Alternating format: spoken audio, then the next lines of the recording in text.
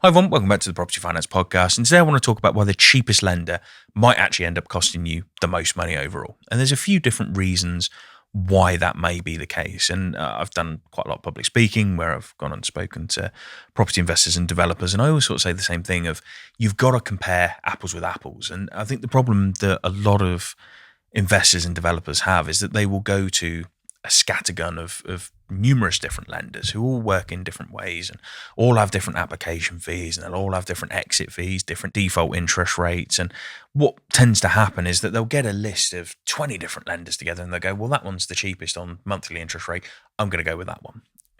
The problem that you're going to have with that is when you actually sit down and work out all of the costings. So you might have a lender that's 0.6% a month, incredible interest rate, but their arrangement fee might be 3-4%. They might have commitment fees. They may have a 5% default interest rate. They might have a 5% default interest fee. They might have 3% extension fees. They might have application fees. Maybe their legals are more expensive than others. They might have more expensive monitoring fees. Or they might have what we found on one recently, which is normally development lenders will charge interest on funds drawn down. We had one recently where we had 3 lenders next to each other, each one similar interest rates, but the client said, well, actually, I like the looks of the cheapest one. The interest rate was the lowest on that one. And I said, well, actually, the thing to bear in mind is that one actually charges interest on the whole amount for the whole duration. So just by looking at that, I mean, the interest rate was 0.89 versus 0.92. I mean, it was really minimal. It probably would have been about 10 grand over the course of the entire deal over 18 months. Because of the way that the lender charged interest in terms of charging interest on the full amount for the full term, that lender that he initially went for would have cost him 120 grand more over the term of the loan because of the way that they charge their interest. So it's a case of, although that's the cheapest lender sort of at first glance, they would have been the most expensive by nearly £110,000 overall. So what looks like a bargain lender is never ever going to be the case. So what you need to do is you always need to compare arrangement fees, exit fees, interest cost, and obviously understanding how that interest is going to be charged. You need to understand, are there any application fees? Are there any commitment fees? Because the thing is with commitment fees is that you may find that although they're paid up front, sometimes they come off the arrangement fees, sometimes they don't.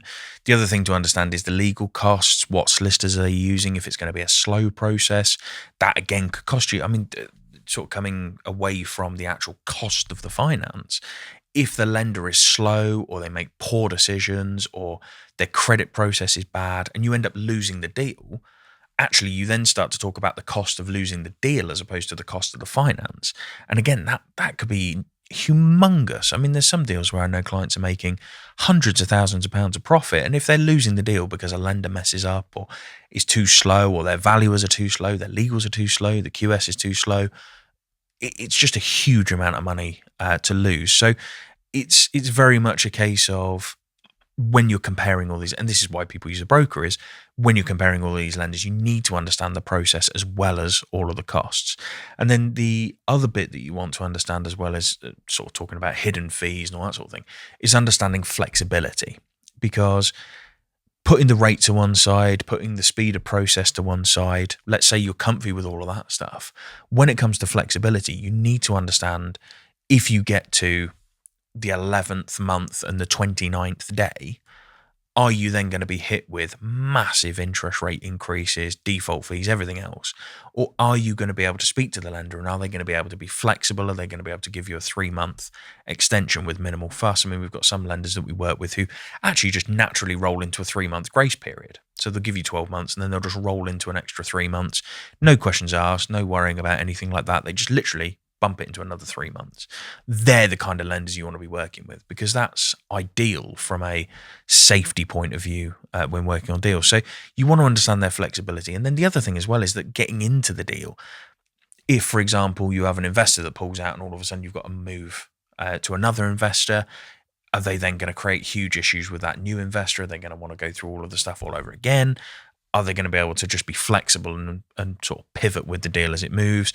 If you're doing deferred payments, are they going to be flexible with that kind of deal structure? If you're doing any sort of joint venture with the vendor or another investor, again, are they going to be flexible with that? And it's all these different elements of the deal that you need to be aware of because it's not just about does lender A do 0.6% a month? Does lender B do 0.61% a month?